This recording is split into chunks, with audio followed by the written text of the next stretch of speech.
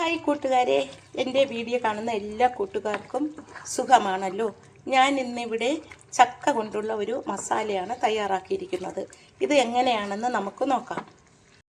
ചക്ക മസാല തയ്യാറാക്കാനായിട്ട് ഒരു പാനിലേക്ക് 2 സ്പൂൺ വെളിച്ചെണ്ണ ഒഴിച്ചു കൊടുക്കാം. അതിലേക്ക് നമുക്ക് 4-5 വെളുത്തുള്ളി ചതച്ചത് ചേർത്ത് കൊടുക്കാം. കുറച്ച് ഇഞ്ചി നീളത്തിന് അരിഞ്ഞത് കൂടി ഇട്ട് കൊടുക്കാം.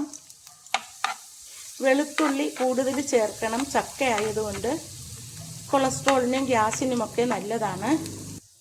അതിലേക്ക് ഒരു സവാള അരിഞ്ഞത് ഇട്ട് കൊടുക്കാം. എന്നിട്ടൊന്ന് വഴറ്റി കൊടുക്കാം. ഒരു പച്ചമുളക് അരിഞ്ഞതും കൂടി ചേർത്ത് കൊടുക്കാം. കുറച്ച് സമയം ഒന്ന് വഴറ്റി കൊടുക്കാം. ഉള്ളിയൊക്കെ വഴണ്ടു വന്നു. ഇതിലേക്ക് 1 സ്പൂൺ മഞ്ഞൾപ്പൊടി ചേർത്ത് കൊടുക്കാം. 1.5 സ്പൂൺ കാശ്മീരി മുളക് പൊടി ചേർത്ത് കൊടുക്കാം.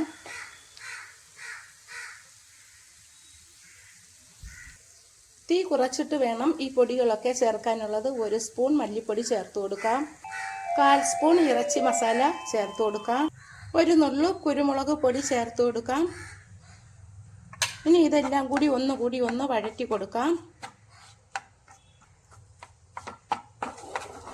നന്നായിട്ടൊന്ന് വഴറ്റിയിട്ട് 2 കൊത്ത് കറിവേപ്പിലയും കൂടി ചേർത്ത് കൊടുക്കാം. സിമ്മിലിട്ടിട്ടാണ് ഞാനിത് വഴറ്റിയത്. ഇപ്പോൾ മുളക് പൊടിയുടെ പച്ചമണമൊക്കെ മാറിക്കിട്ടി. ഇതിലേക്ക് നമുക്കിനി ഒരു ടൊമാറ്റോ അരിഞ്ഞത് ചേർത്ത് കൊടുക്കാം. ചേർത്തിട്ട് ഒന്ന് ഇളക്കി കൊടുക്കാം.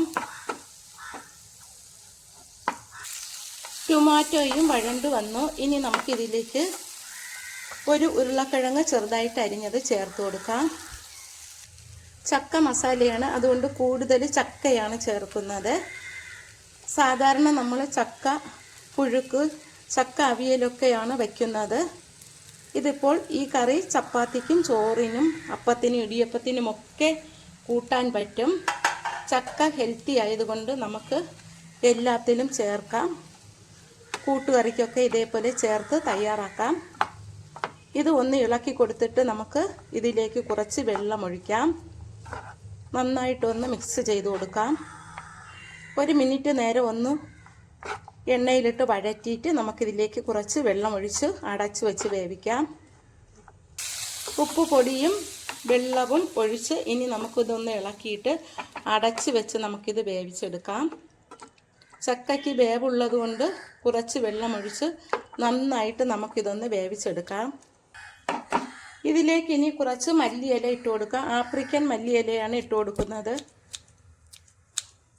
ഒരു രമ്പയില കൂടി ഇട്ട് കൊടുക്കാം. രമ്പയില ഉണ്ടെങ്കിൽ ഇട്ടാൽ മതിയാകും. ഇവിടെ ഇപ്പോൾ വീട്ടിൽ രമ്പയില ഉള്ളത് കൊണ്ടാണ് ഞാൻ ഇതിലേക്ക് ഇട്ടത്. ഇനി നമുക്കിതൊന്ന് ഇളക്കിയിട്ട് അടച്ച് വെച്ച് വേവിക്കാം.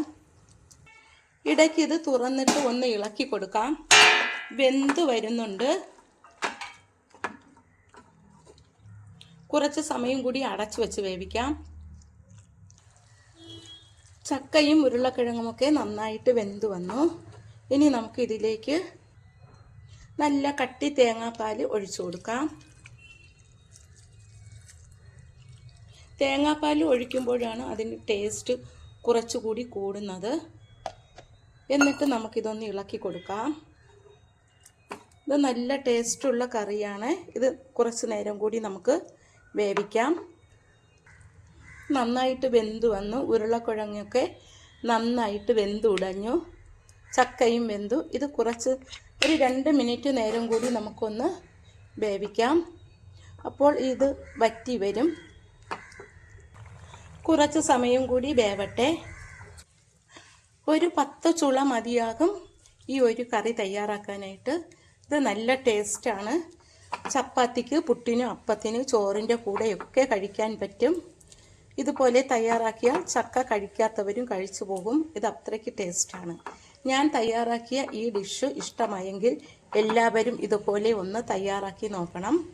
എൻ്റെ ചാനൽ ആദ്യമായി കാണുന്നവരെല്ലാം ഒന്ന് സബ്സ്ക്രൈബ് ചെയ്യണം. ബെൽ ബട്ടൺ ഒന്ന് ക്ലിക്ക് ചെയ്യണം. കമൻറ്റ് കൂടെ ഇട്ടേക്കണേ. Thank you.